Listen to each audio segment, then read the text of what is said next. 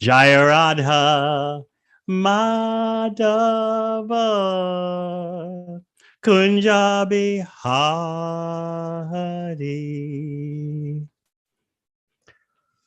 Gopi Janaballabha Giridharadhari Yashodanandana Raja Janaranjana Yamuna Tira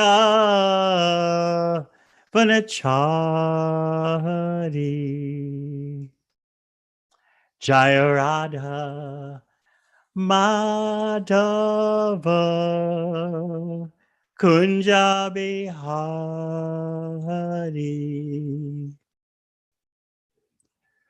Gopi Janabal Laba Giridharadhari Yashodanandana Praja Janaranjana Jamuna Tira Vanachari Jaya Radha Madhava Kunja Bihari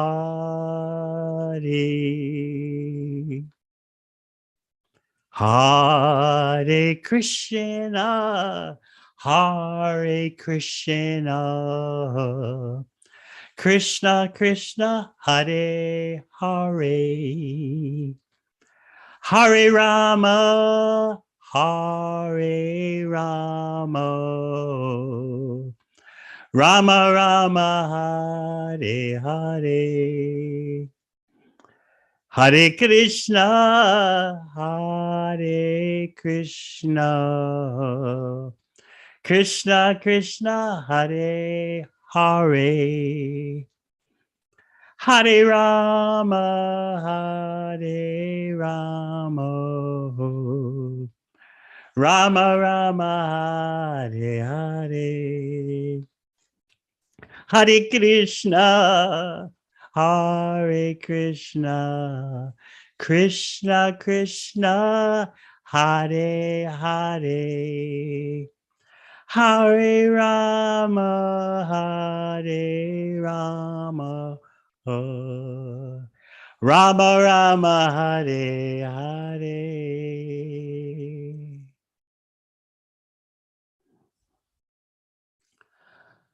Om Namo Bhagavate Vasudevaya Om Namo Bhagavate Vasudevaya Om Namo Bhagavate Vasudevaya.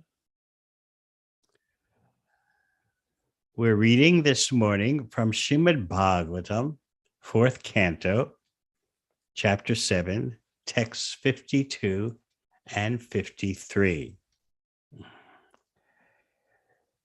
If you want to get your bearings, because I know so many of you are not following verse by verse the temple class schedule at New Varshana, we're at the end of a spectacular cosmological affair, the sacrifice performed by Daksha, the chief Prajapati. He's known as Prajapati Pati, the master of those personalities deputed with populating the universe. And you know that there was a great offense perpetrated at this yajna.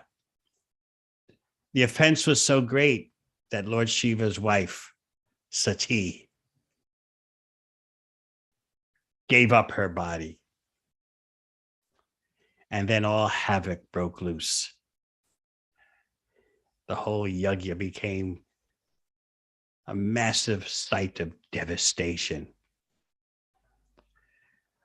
as Lord Shiva's entourage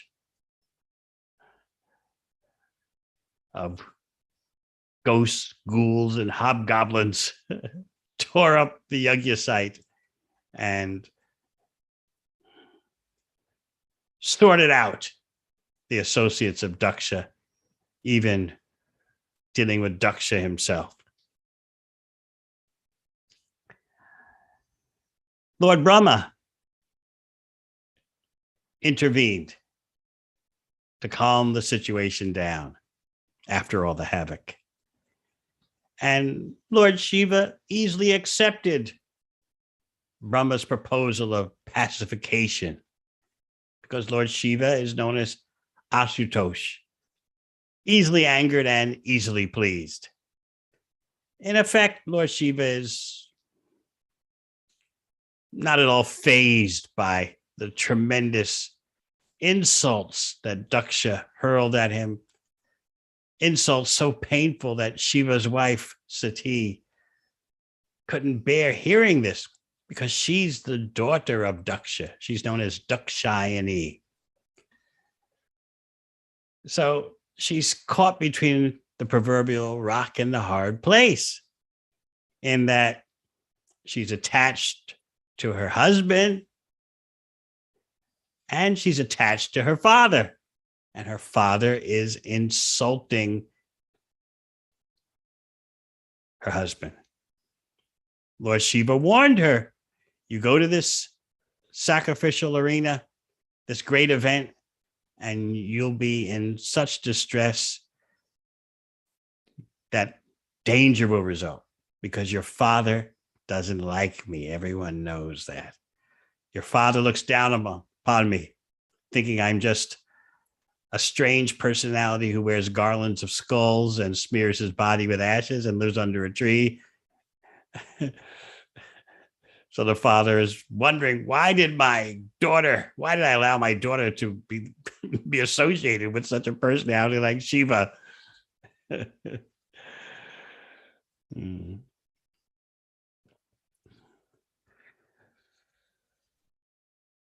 Fathers' minds are always upon the daughter. And even when the daughter marries and goes to the house of her husband, as Prahlad Maharaj explains in the 7th canto, the father's mind follows her.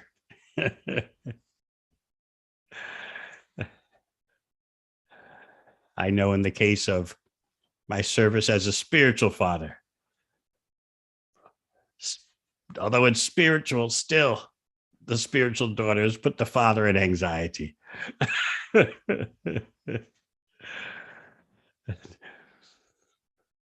Whether they're married or not. So, as Lord Shiva predicted, Sati couldn't tolerate the insults hurled by her father. Not only insults, but he gave her the cold shoulder. You see, Sati, she wanted to attend this yajna for social reasons. It's a big social event. And so she and her relatives have a chance to meet and talk, and socialize and dress up in their finest, saris and jewelry and talk about the latest happenings and all those crucial activities. So when Shiva told her, I don't recommend you go there, she couldn't handle it. She started pacing back and forth. Should I go? Should I not go? My Pati, Lord Shiva says, don't go, but all my relatives are going to be there. And she could, from her cosmological point of view, she could look in the sky and see the aircrafts of the Devatas, the demigods, all heading towards the yajna site. And she is going to miss out. She couldn't do it. She's pacing back and forth. Yes, but I can't. I should listen to what Shiva says, but I can't. And back and forth. And finally, she's gone. And Lord Shiva has an attitude of perfect attachment.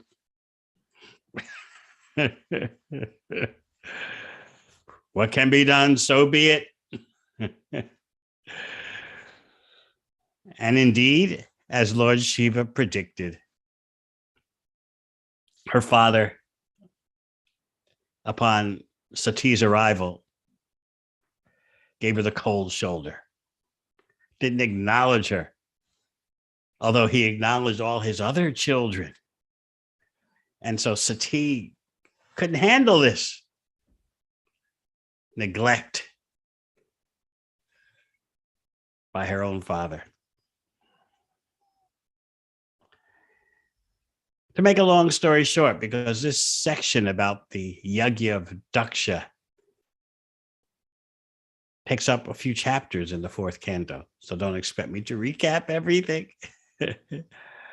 But it's very interesting how it's such a stunning and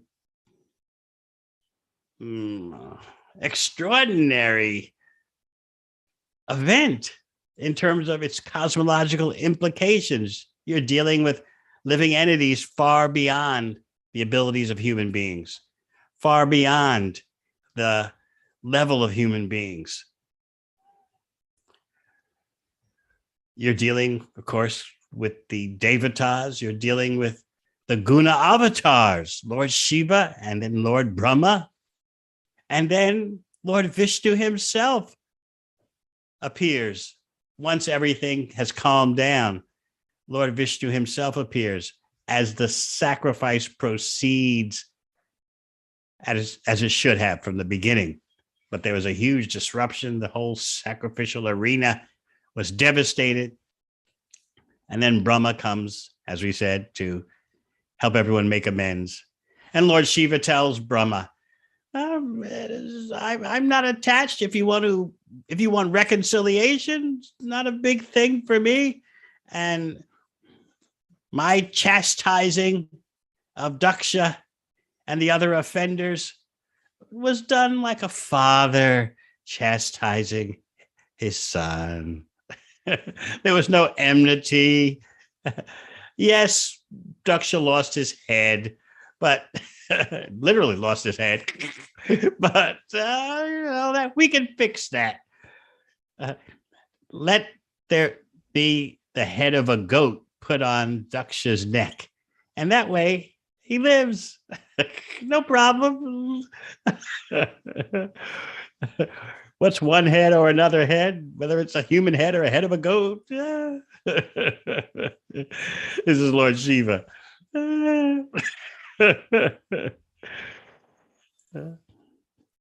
He's totally transcendental. So he assures Brahma that I've got no grudges. I've got no axe to grind. I've got no rancor. I want no revenge, even though my wife gave up her body with her mystic power and disappeared. Still, I'm Lord Shiva, you know. These things happen, and I'm happy sitting under my tree, body smeared with ashes, wearing a garland of skulls, and just chanting Hare Ram, Hare Ram, Ram Ram, Hare Hare, Hare Ram, Hare Ram, Ram Ram, Hare Hare. That's what Lord Shiva chants.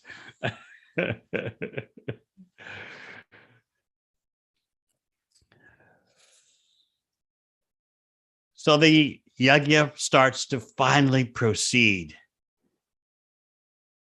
Everything is tidied up from the state of devastation.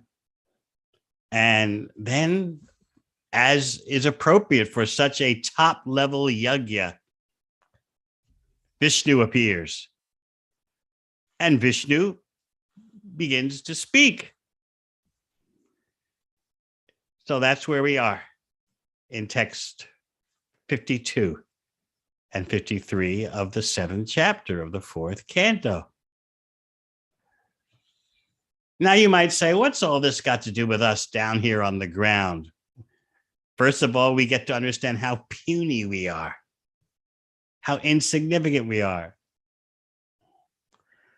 We think that our life, our existence on this planet is so significant. But remember, this week we've been talking about Vasudev Dutt and his unprecedented petition to Lord Chaitanya. Let me take upon myself all the sinful reactions of every living entity in the universe. Let them all become free from material existence, and I'll suffer in hell perpetually their sinful reactions. Let that happen. And remember Lord Chaitanya's reaction. His heart melted. His voice trembled.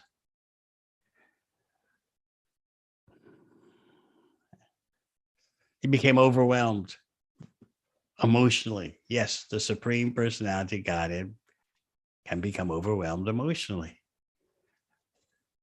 And Lord Chaitanya explained to him, you don't have to do that. You don't have to take upon yourself such suffering of every living entity in the universe. Remember, those of you who heard class a few days ago, how Srila Prabhupada and Srila Bhakti Siddhanta Saraswati Thakur point out that you don't know magnanimity and mercy on this scale as demonstrated by Vasudev Dutt. The saviors known, especially in the Western world, offer their benedictions to those who believe in them. You've got to believe, and then your sins can be wiped away. But Vasudev Dutt is going much farther than that. He's saying, whether you believe in me or not, let every living entity in the universe become free. Not simply free from sinful reactions, but free from material existence. So on those two counts, there's a huge difference. Therefore, the Acharyas say there is no comparison to the compassion and mercy of Vasudev Dutt. And therefore, Lord Chaitanya, who is Krishna himself, was so overwhelmed with transcendental emotions. But then Lord Chaitanya explains, do you realize how insignificant this universe is? And he gives 3 examples about the universe, first of all, and then about the whole packet of material energy itself, which includes countless universes. So he says, number 1, and some of you may have heard this a few days ago, but it's so incredible, so inconceivable, and so nectarian. What's wrong with hearing it again? That's one of the qualifications of spiritual advancement, as stated by the sages at Naimisaranya in the first chapter of the Bhagavatam. Vayam tuna vrachipyama uttama shloka vikrame yach chinvatam rasagyanam swadu swadu pade pade. They announce, they proclaim, we never tire of hearing the glories of Krishna. Those who are properly situated in knowledge, those who know what they're talking about, those who are expert in rasa, loving exchanges between the Lord and his devotees, those kind of persons relish hearing the glories of Krishna again and again at every step after step. So this is what we're aspiring for. We know that we're starting to recover from our material disease when hearing about Krishna is newer and newer. Even though we think, I've heard that before, when it comes to us as new and ever fresh, then we know that we're starting to regain our original spiritual quality. So Lord Chaitanya said, first of all, consider the example of the Udumbara tree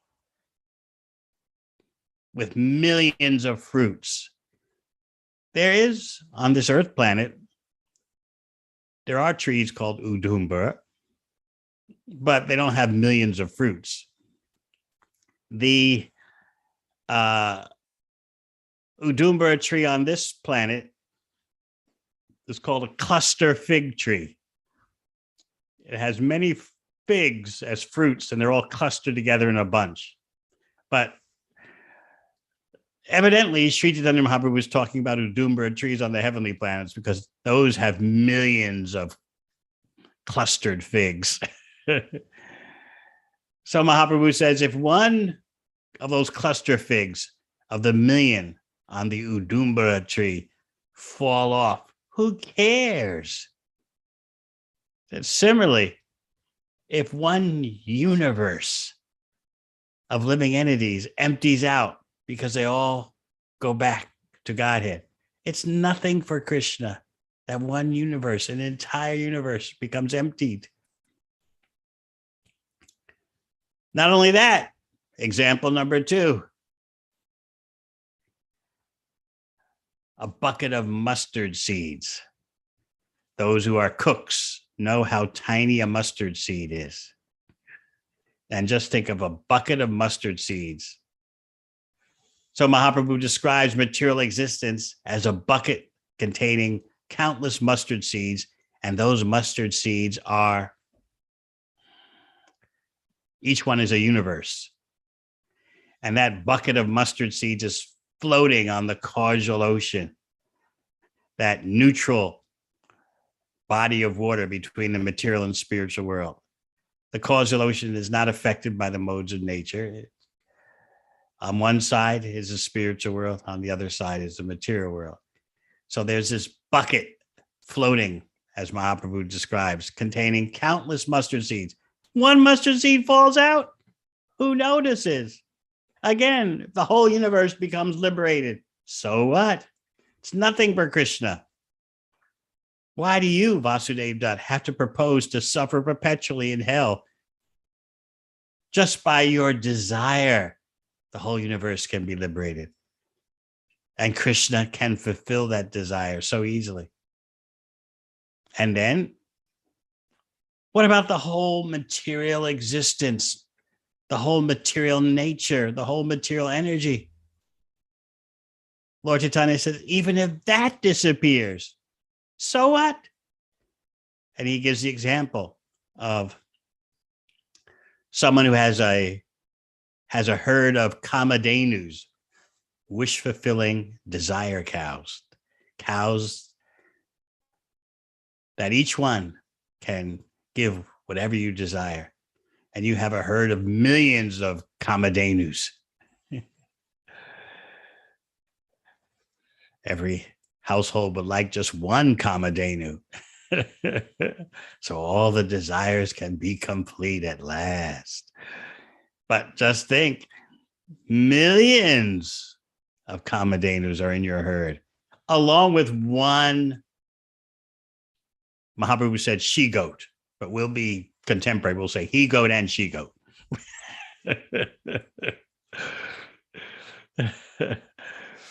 Most of you are from New Zealand, so we have to adapt to the local mentalities. Preaching according to time and place. So millions of kamadhenus in your herd, and a he-goat or a she-goat happens to disappear. What do you care? What's the value of a he-goat or a she-goat compared to a kamadhenu, especially when you got millions of these wish-fulfilling cows? So Lord Chaitanya says, even if Krishna loses the entire material energy, it's nothing for him compared to the glories of Vaikuntha, the opulences of Vaikuntha.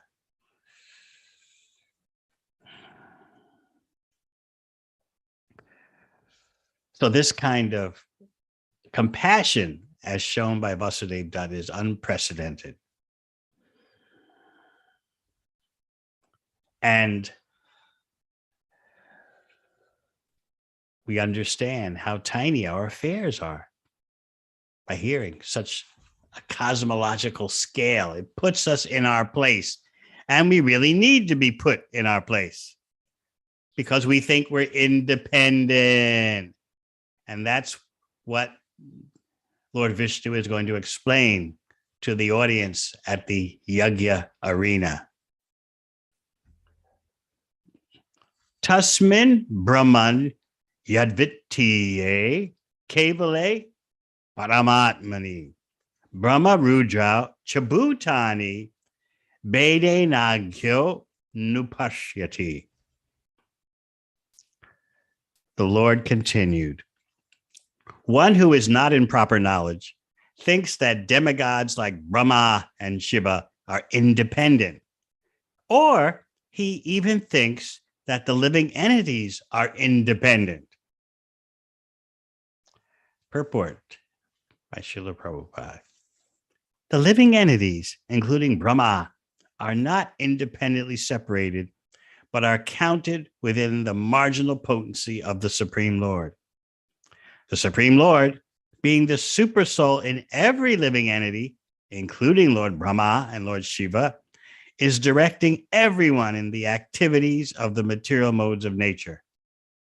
No one can act independently of the sanction of the Lord, and therefore, indirectly, no one is different from the Supreme Person. Certainly not Brahma and Rudra, who are incarnations of the material nature's modes of passion and ignorance. So let's talk about this independence. This is what has got us into so much trouble. We're so tightly bound up with the Supreme Personality of Godhead that this is like oneness. This is authorized oneness, in that we're meant to share the concerns of the Supreme Personality of Godhead and act in a harmonious way. But we've got a problem. We're attracted by the illusory energy and assume roles of imitation Krishnas. As we were explaining the other day on Gaur Purnima, we want to be Rasaraj, the master of the rasas. We want to be the center of Madhurya, romantic affairs. We want to be the center of Sakyaras, friends, Vatsalya, parental. And even sometimes we want Dasha. We want to be the servant when it suits us, not when it doesn't suit us.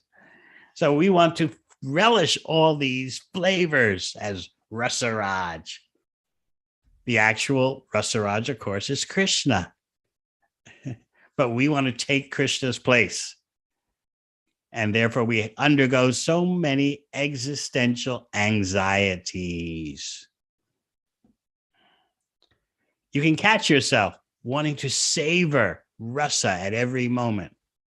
Even in regard to possessions, you want a particular item for the flavor that it'll give you, even of an inanimate possession.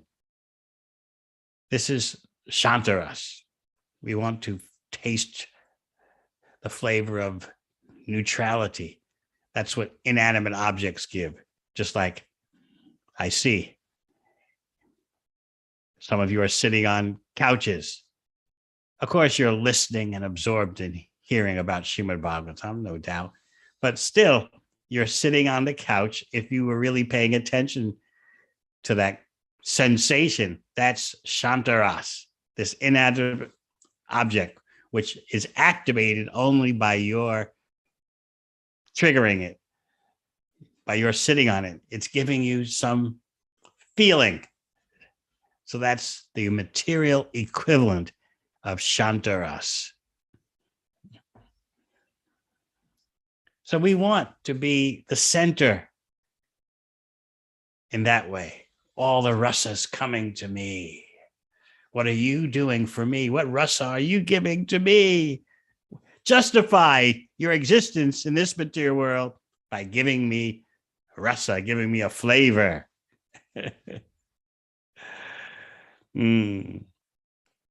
And we want to go about this illusion independently. Independence is part of the illusion. I am a self-contained, self-sufficient happiness seeker.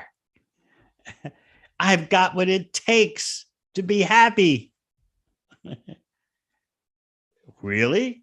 Well, why are we so dependent in our quest for happiness? Our dependency on others comes at a great price because we can't control them. That's why I always explain, as soon as you try to enjoy in material existence, you have to try to control, because your happiness is dependent on other things and other people. And they've got to do things right for your pleasure.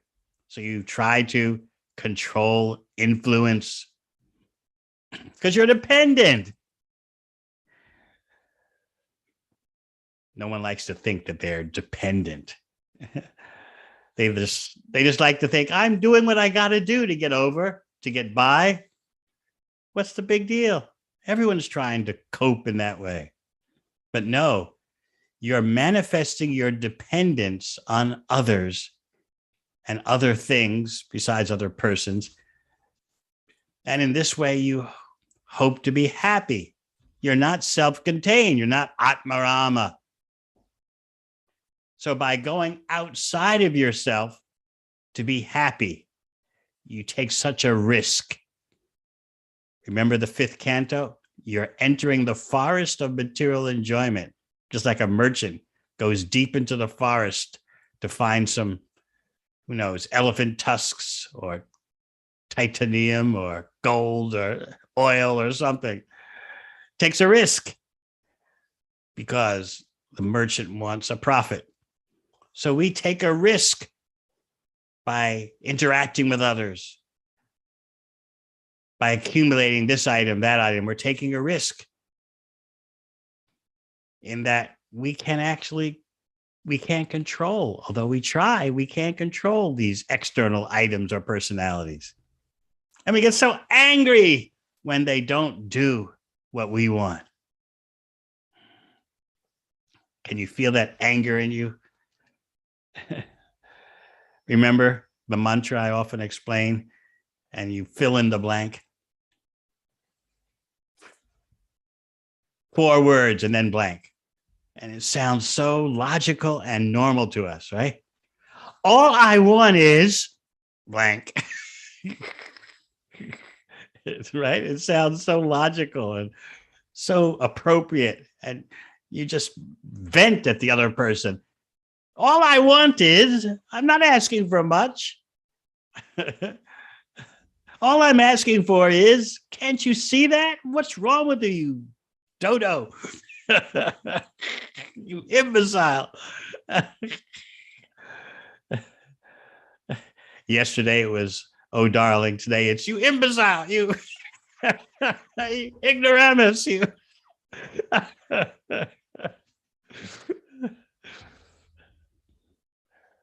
We don't like being dependent on others most of the time. Sometimes we do, because that's a particular flavor.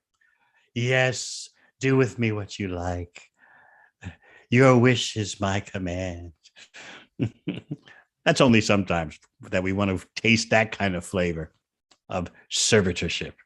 But generally, we want to be the master of this situation, that person,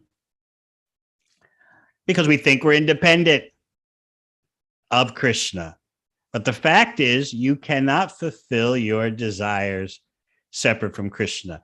You cannot even fulfill your material desires. What to speak of spiritual desires? We're so helpless. And we don't like that.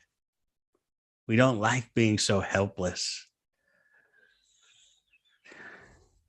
Like a little child, a 4-year-old child announcing to the parents, I'm doing things my way from this moment onward. I'm taking care of myself. You don't tell me what to do. I'm going to present to you my agenda, and you parents will accomplish my agenda. Everyone knows this is nuts. But this is what we do to Krishna. This is the story of our life in material existence. Independent. In our mind only.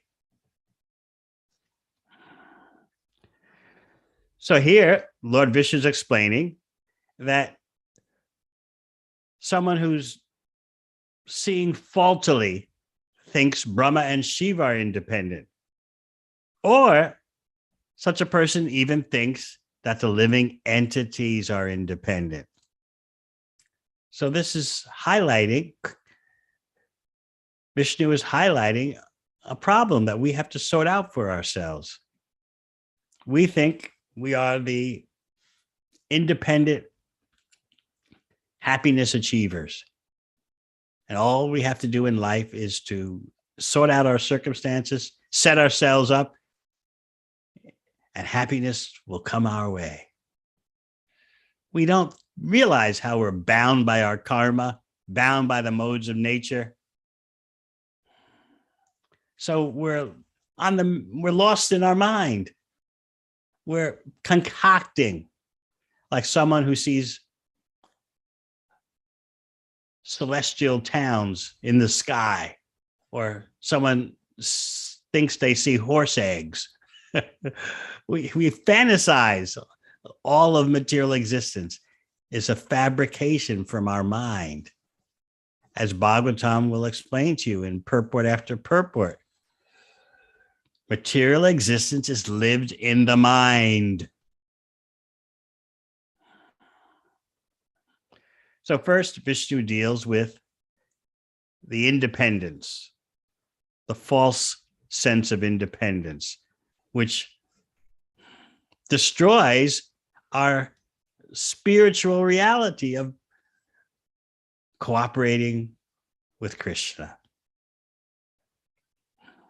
So what next? Text 53. Yata puman nasrangeshu shira panya dishu kvachit parakya buddhim gurute evam bhuteshu matparaha. A person with average intelligence does not think the head and other parts of the body to be separate. Similarly, my devotee does not differentiate Vishnu, the all-pervading personality of Godhead, from anything or any living entity. So in the purport, Srila Prabhupada writes, whenever there is disease in any part of the body, the whole body takes care of the ailing part. Similarly, a devotee's oneness is manifested in his compassion for all conditioned souls. Bhagavad Gita 5:18 says, Pandita Samadarshanaha. Those who are learned see everyone's conditional life equally. Devotees are compassionate to every conditioned soul, and therefore they are known as aparakya buddhi. Because devotees are learned and know that every living entity is part and parcel of the Supreme Lord, they preach Krishna consciousness to everyone so that everyone may be happy. If a particular part of the body is diseased, the whole attention of the body goes to that part. Similarly, devotees care for any person who is forgetful of Krishna and therefore in material consciousness. The equal vision of the devotee is that he works to get all living entities back home, back to Godhead.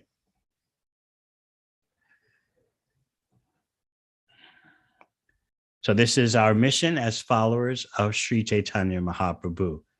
Somehow or other, we need to be connected to efforts of equal vision, seeing all living entities as parts of Krishna, and we understand their happiness and distress. Remember the verse in the 6th chapter of Bhagavad Gita where Krishna talks about a perfect yogi who sees the true equality of all living entities, whether they're happiness or distress. So this verse can be analyzed on different levels. First of all, a true yogi is not bewildered by the external wrappings of happiness and distress manifesting in different living entities. Different living entities are enshrouded, they're wrapped up in different amounts of happiness and distress according to their karma. The karmic packaging is not simply this body or that body, but the karmic packaging is also you're enshrouded, you're cloaked in varying amounts of happiness and distress. That varies between one living entity and another. But the true yogi is not bewildered by that. He or she is not envious. Oh, you have more material happiness than me. He or she doesn't gloat. You're having a tough time. Yeah, tough luck. The true yogi sees this is all external, but as spirit soul, we are all equal. But going deeper, the true yogi understands everyone is equal in happiness and distress because real happiness is to be Krishna conscious and real distress is to forget Krishna. So therefore, everyone is equal. They have the same asset, Krishna, and the same problem, forgetting Krishna. So you got it? The two levels. You can look at material happiness and distress and not be bewildered by the external differences because they're external. You see the spirit soul in all circumstances, regardless of the varying amounts of happiness and distress worn, so to speak, by the spirit soul. And then you go deeper. All living entities are equal because everyone is happy in Krishna consciousness and distressed without Krishna. So there's the equality again. So in this purport, we find that anyone will not consider my head is nothing to do with my arm, and my arm is nothing to do with my head. Similarly, Vishnu is saying, my devotee does not distinguish Vishnu from any living entity. Now, does this mean pure oneness? No, it means, as Ishopanishad says, ekatam anupashyataha, authorized oneness. Authorized oneness means to see that within the one unit, within Brahman,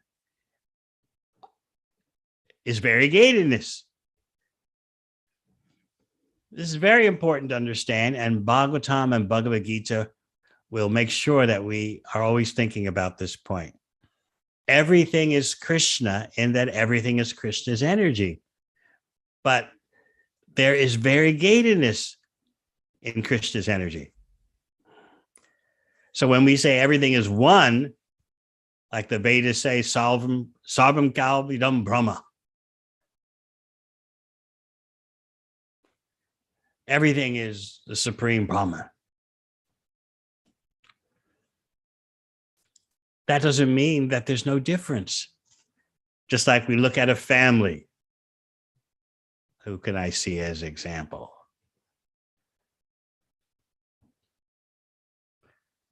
So we see Anantanag and Gokul Lila.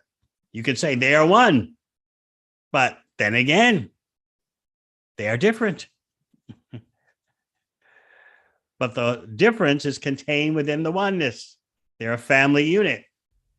So there's variety within that oneness. Common sense.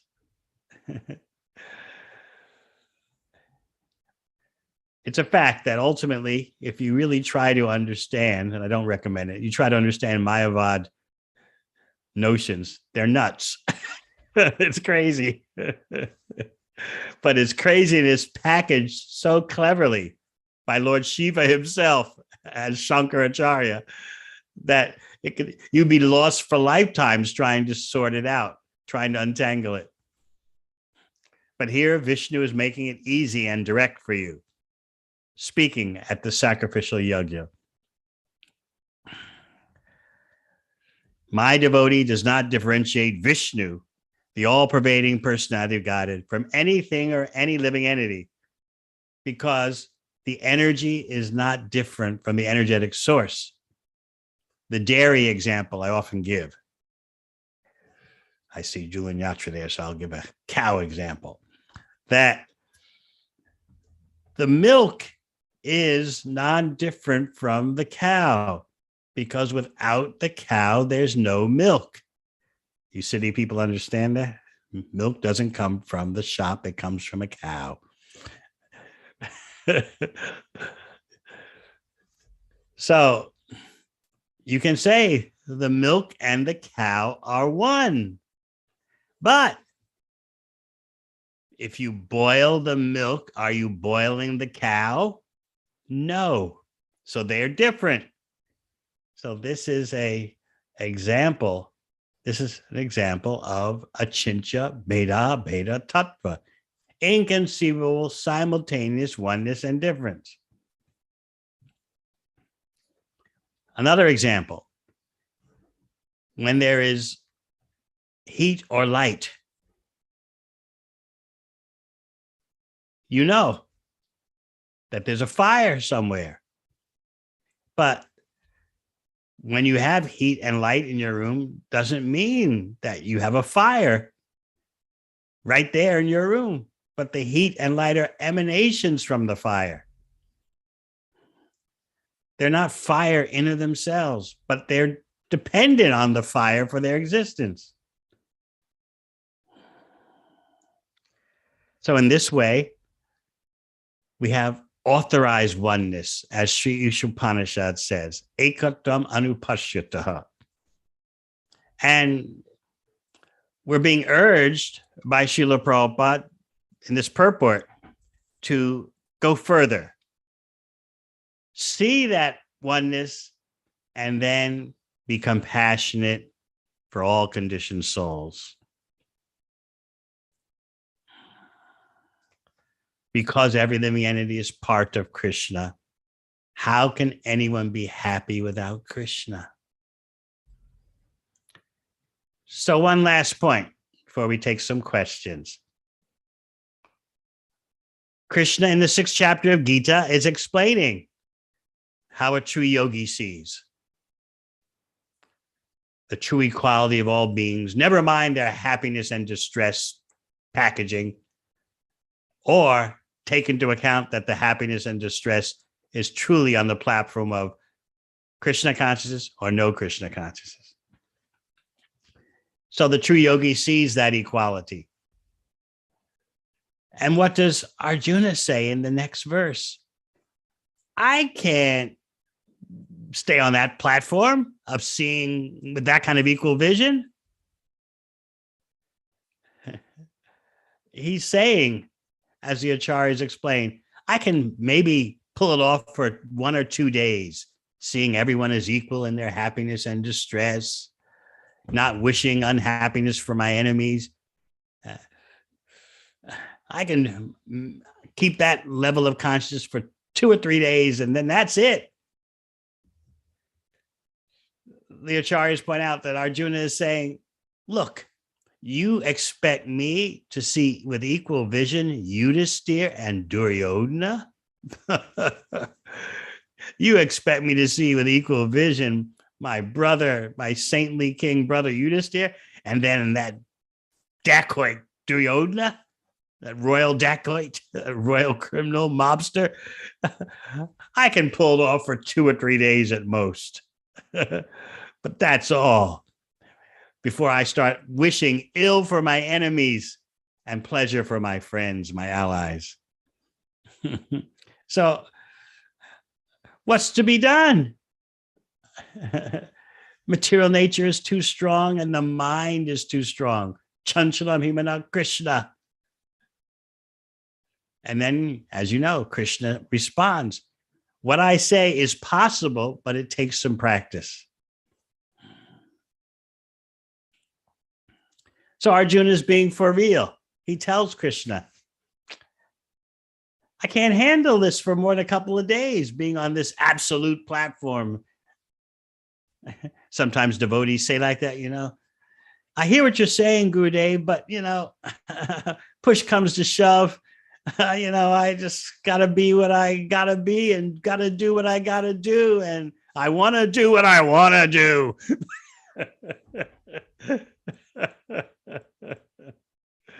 Hare Krishna. So this Arjuna is representing you in the 6th chapter of Bhagavad Gita. He's showing you in the material sense how to be me. Sometimes we justify ourselves in that way, right? I'm being me. Isn't that enough? Isn't that a sufficient response? I'm being me. That means don't you dare say anything else. What's another prevalent defense in this day and age of Kali? Rightfully or wrongly, I say rightfully or wrongly, when you tell someone the situation I'm in, the relationship I'm in is psychologically unhealthy, whoa, back off. Don't ever pry into that one. Those 2 words make everyone run for the hills. Okay, nothing I can say. You deem your situation, you deem your relationship as psychologically unhealthy.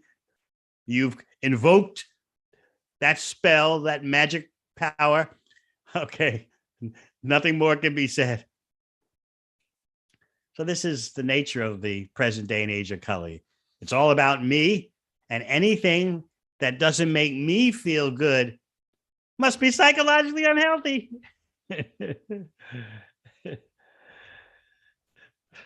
It all adds up quick, right?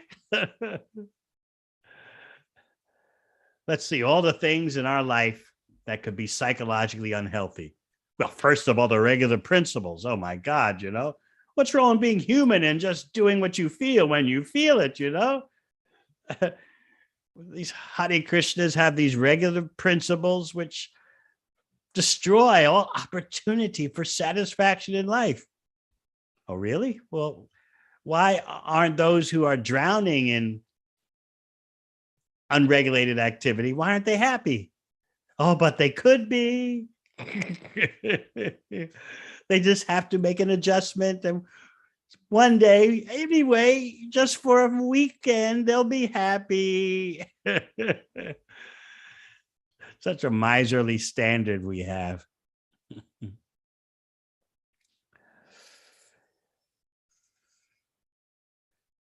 Our concern is how to be steady in bhakti. And just remember that Arjuna is taking your side and presenting to Krishna, not only in chapter 1, but also chapter 6. In chapter 6, he says, Krishna, I hear what you're saying about the equal vision of a true yogi. Sounds great, sounds perfect, but I can't maintain that for more than a couple of days. And again, are you trying to tell me that I have to maintain an equal vision when considering my saintly king, Rajarshi brother, Yudhisthira, and then that Duryodhana? I can't do it for more than a couple of days. He does say he could do it for a couple of days, but he says, I can't sustain it. But Krishna comes back at him and says, it is possible with constant practice. And that's what our bhakti lifestyle is all about. Constant practice. No matter what ashram you're in, no matter what your status, occupational or whatever your family status is, practice to achieve the ultimate goal. Those who practice get the goal. Those who don't practice don't get the goal. Simple as that. All right. Any questions?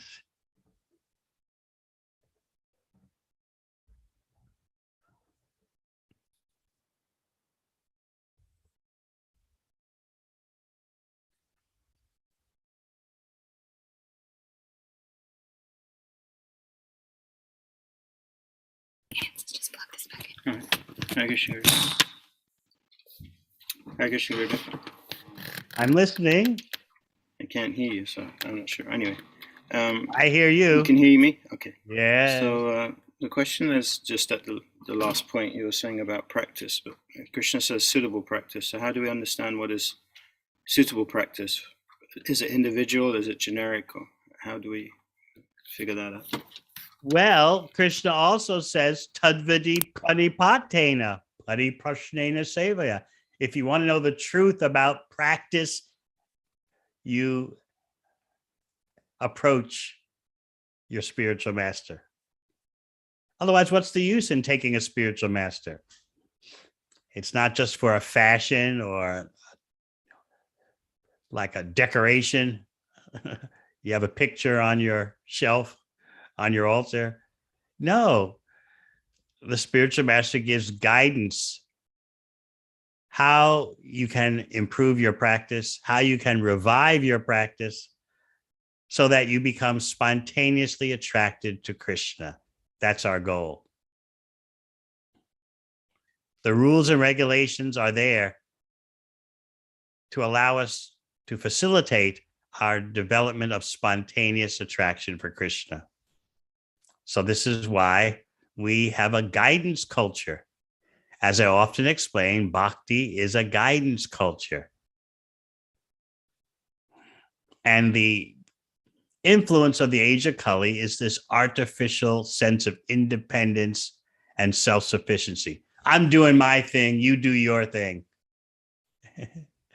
Why should I listen to you with your guidance? My situation is different. I can assure you, it'll be different. It never is. But so yes, this is why we have spiritual guides.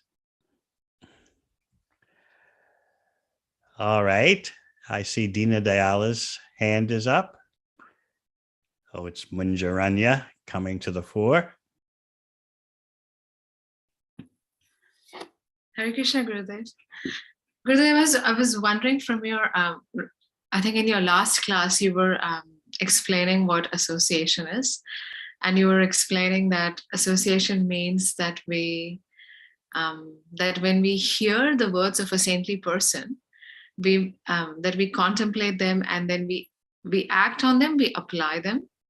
So I was wondering, when it comes to philosophical points, how do we actually apply them in our life? Like, for example, this point of rasaraj that you're making. How do we not be a rasaraj? Like, how do we apply it? By our service, our devotional service in which we're praying, may this service give Krishna pleasure. Let Krishna relish.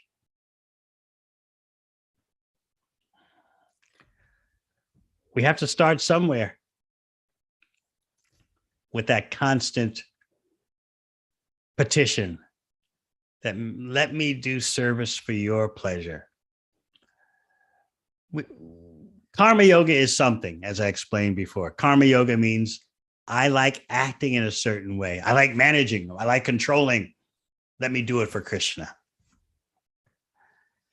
But pure bhakti is whatever gives Krishna pleasure, let me do that. So as we do our service, we're always thinking, is this the best I can do for Krishna's pleasure? And that is bhakti. Simple as that. We have to retrain ourselves. sort ourselves out, and it takes time, but the goal is progressively achieved. Is my chanting of japa giving Krishna pleasure? Is my family giving Krishna pleasure? Or is it all about me in a false, independent sense?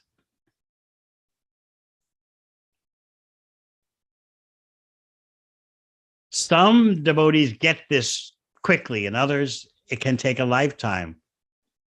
Still, it's the only show in town, Krishna's pleasure. All right. I see the Bhakti Lounge hand is up. Hi, Krishna Guru. Hi, Krishna Gurudev. Thank you for your class. I was just wondering how we can learn to take advice in the form of guidance instead of wanting to do our own thing. Well, just like a parent would like the child to take advantage of the parent's experience and wisdom.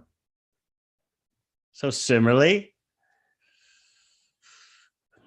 when we realize how much Krishna cares for us and how much Krishna has given to help us, we want to take advantage of it, especially when we see honestly, when we think honestly about how we made a mess of our life. And even if we were materially successful before coming to bhakti, it's still a mess. When we think in that way, we realize we need guidance. Why not? If we want to achieve the ultimate goal in life, why not take all the help we can get? Just like, for example, whenever I call my mother once a month, and I know what the first thing she's going to say and the last thing she's going to say and the middle thing she's going to say. I'm praying for you. I'm praying for you. I'm praying for you. And then you called. That shows the power of prayer. So what do I tell her? Oh, thank you. I'll take all the prayers I can get.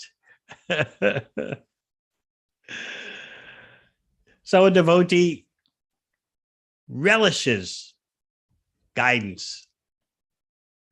You're always learning by watching others. Oh, that devotee does this so nicely. I wish I could be like that one day. That's why you need the association of devotees, because there'll always be someone more advanced than you. Even someone who's a younger devotee than you can show you some such admirable divine qualities and activities. So you're always on the lookout for inspiration.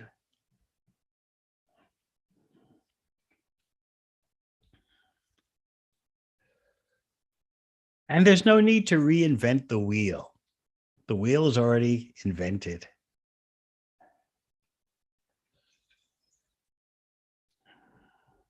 So if we actually understand Bhagavad Gita, we understand we're situated in a guidance culture. From our spiritual master, we want guidance.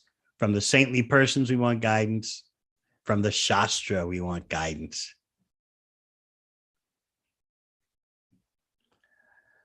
All right, Bhadrasena's ashram. I see a hand up. Hare Krishna Gurudev. Thank you for class.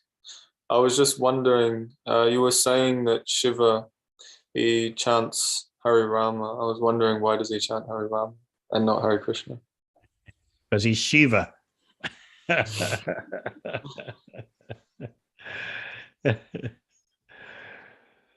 He has his variegatedness. You want to know more of his reasons, you'll have to ask him. But he likes it better when you direct your attention to Vishnu. Therefore, as I'm sure you've heard, Vaishnavanam Yatashambhu. Lord Shiva is the greatest Vaishnav. He's the greatest devotee of Vishnu.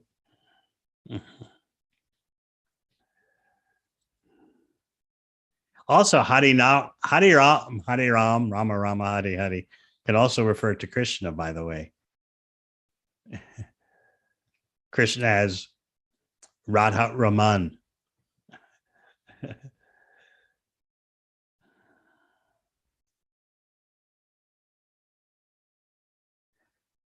All right. We see the Brahmachari ashram. A hand is up. Hare Krishna Gurudev. How can the devotees appreciate and perceive more the long-term effects of Sankirtan, and that there's so many books distributed, but not as many not many people taking up sadhana bhakti seriously? First of all, a real disciple carries out the order of the spiritual master. Never mind so-called failure or so-called success. Just like Prabhupada, we're following his footsteps. He came out of India to the West, and he said, I never expected anyone would take seriously what I'm presenting. Following the four regular principles, they would think this is madness. But I still endeavored, he explained, to present Lord Chaitanya's mission as it is. And therefore, there was ultimately success. So he was describing when he first landed in New York that first year, he was always going to the shipping office to see when the next ship would be going back to India. He didn't know what was going to happen next, but he was carrying out the order of his spiritual master. So that's a first important point. We're not conditional in that, according to our tiny vision, we don't see results as we deem results happening. The second point is that results are happening. We just don't see it. We're so limited in our vision of time. Just like if you were, let's say you're Dinanath. Is that Dinanath on Dina Dayala's lap? You didn't ask a question today. You must be sleepy. So just like if you say to Dinanath, one day you'll be at the university. You what do they do at the university? What kind of toys do they have there? What will my mother's lap feel like when I'm at the university? He can't figure it out. So far beyond me when I'm at the university. How old are you now, Dinanath? 6 years old. So for him to think about what life will be like when he's 21, he can't imagine that. So similarly with our tiny brains, we cannot see the scope of Lord Chaitanya's Sankirtan mission.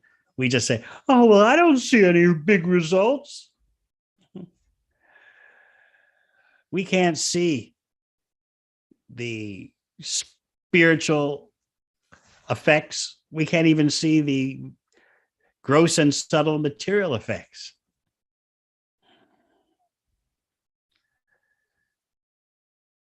So even materially, our vision is faulty and limited. What to speak of spiritually? So again, reason number one, we carry out the order of our predecessors. Just like sometimes Srila Prabhupada would say about book distribution. He says, I'm just following the order of my Guru Maharaj. Where it leads, that's not the point. I'm following that order. Well, similarly, point number two,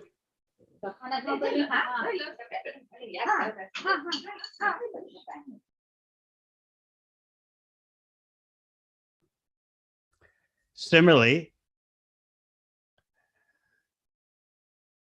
we don't see even the material effects of the Sankirtan mission. So many persons interested in reducing meat eating, so many persons interested in so-called mindfulness. These are all reflections caused by the Sankirtan mission. They're not the light, but they're reflections of the light in darkness. But it's something, material reverberations.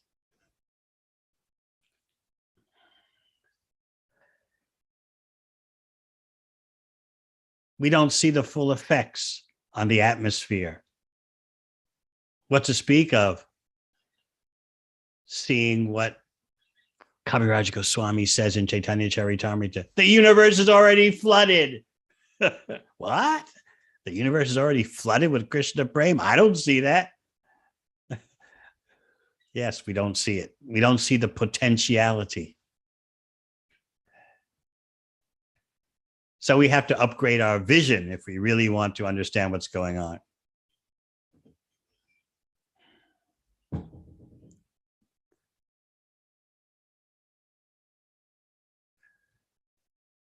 We don't understand how everything is going to play out. We think we know everything. It's like little Dinanath telling his mother and father, well, I don't see next week. I don't understand what's going to happen next week. And he says it so authoritatively.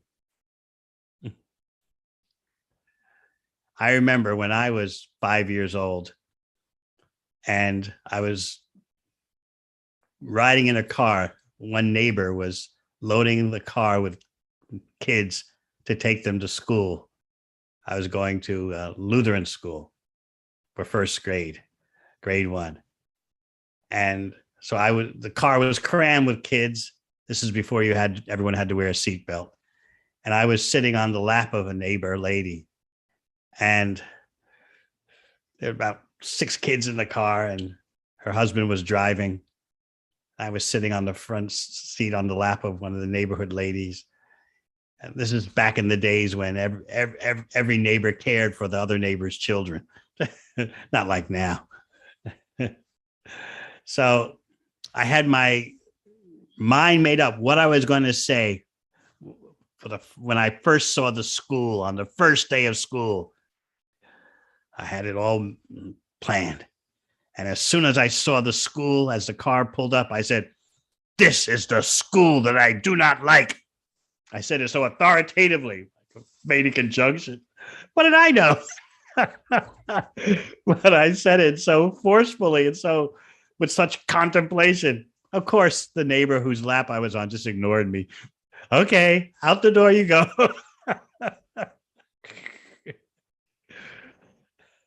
So what do we know? Bhakti takes humility. I remember Prabhupada telling us that if his books were distributed behind the Iron Curtain back in those days, that the Iron Curtain would be finished. We just tried, but I don't think we ever expected what would happen. We just tried. But when the Berlin Wall fell, even the CIA, which is supposed to know everything, they say they were caught totally off guard. So Prabhupada told us, just distribute my books in these countries and communism is finished. So we just acted on that order, but we couldn't really visualize the end of the Soviet Empire. We couldn't, which was godless. Official policy was godlessness. We're not for this country or that country or this ism or that ism. We just are for whatever situation allows us to spread Krishna consciousness. And we're against situations that don't allow the spreading of Krishna consciousness. So we are not favoring East or West or North or South or this ism or that ism, communism, capitalism, whatever, this leader, that leader. Lord Chaitanya's movement is above all that. So we're just concerned. Where is there opportunity to spread Lord Chaitanya's mission? That's what we're concerned with. So Srila Prabhupada told us that you just distribute his books in those countries, and that'll be the end of godless communism. So this was like someone telling you, see that lake? That lake is actually dry land. Go walk on it. See that dry land? It's actually a lake. Go swim. Your vision can't picture it, can't conceptualize it. But we acted on that order, even though we couldn't see the future. All right. Last question. Texito, you have a question. All the way from South Africa? You're still in South Africa, or where are you? I'm in Mozambique right now. Mozambique. Yes. This is truly an international Zoom call. He's online from Mozambique. I don't think most of the listeners know where Mozambique is. But you are here, and we are grateful. Krishna, thank you, Maharaj. Speak louder, actually, please. Maybe I need to use this. Is it better now? Much better. Okay. So my question is about humility. Since it's one quality we need to take and accept guidance, and you have just pointed out that bhakti takes humility, how do we practice it so that we can develop this quality? This is why we need the association of devotees. In the association of devotees, we learn tolerance. You probably already found out that not every devotee thinks like you, right? Yes, true. Not every devotee does things the way you do. So you learn tolerance for the sake of Krishna's pleasure, so that Krishna's service will go on. You tolerate inconveniences and even misunderstandings. And this is a hard thing for many devotees to swallow. But when you remember Lord Chaitanya's instruction to be more humble than a blade of grass, lower than a straw on the street, it doesn't simply mean go around like this all the time. It means sometimes you have to tolerate being misunderstood, and that can really be preliminarily painful because everyone wants to be understood. Don't you understand what my motives are? Don't you understand what I was thinking? It's plain as day. Can't you see the reality? No. You're shocked to find out that not everyone can. And you have to swallow that. And you think it's the end of the world. Oh, no. No one understands. But you see, it's just a day in the life of devotional service, tolerating on behalf of Lord Chaitanya. So if you want to understand what humility is, you especially need the association of devotees. And to go on having that association will take humility, because there are social differences that influence devotee association because they're coming from different backgrounds, you know. And there are currents in material nature that cause divisiveness amongst weak devotees. Vax or no vax, which side are you on? Choose you this day what you will serve. And this is causing commotion amongst devotees, and it's a material thing. And we should know better. Or we're for this political leader or that political leader. That's got little to do with Lord Chaitanya's mission. When it comes to politics and politicians and political leaders, leaders of nations, we just look we devotees look and see, are you doing something for Lord Chaitanya's movement? If you are, we appreciate. But we are neutral to politics. We're neutral to political demonstrations. We don't get involved on that level. As I was reading the other day, let me reach for it. The statement, which I'm really meditating on, by Srila Bhaktisiddhanta Saraswati Thakur. He writes, there has not been and there will not be such benefactors of the highest merit as Chaitanya Mahaprabhu and his devotees. The offer of other benefits is only a deception. It is a great harm, whereas the benefit done by Chaitanya Mahaprabhu and his followers is the truest and greatest eternal benefit. This benefit is not for one particular community causing mischief to another, one particular country causing mischief to another country, but it benefits the whole universe. So we're above, as bhakti yogis, as representatives of Mahaprabhu, we're above the political fray. And we don't want people to be confused about who we are. We're not aligned with this political view or that political view. We're doing our own thing. We have our own flow. Above body designations. If some political leader, if some government does something favorable for bhakti, okay, we express our gratitude, but we don't merge with them. And we don't want to be confused as being part of any mundane political agitation, mundane political movement.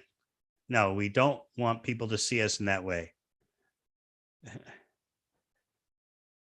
We are the pure devotional service party. We campaign for Krishna's pleasure. Lord Chaitanya's mission is above all these temporary comings and goings of politics and governments and political leaders.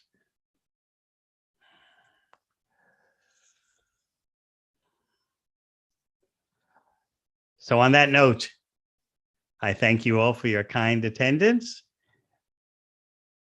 So nice to see so many of you. Thank you very much. Hare Krishna. Hare Krishna Maharaj. Please accept my humble obeisances. All go Shri Prabhupada, all go Shri Maharaj. Maharaj, thank you so much for taking your time out and being with us. Thank you so much for the wonderful class. And we hope and pray that we'll see you more often now since you are in New Zealand. And even if you are in Wellington, we can always have this class as well. So thank you so much, Maharaj. Hare Krishna.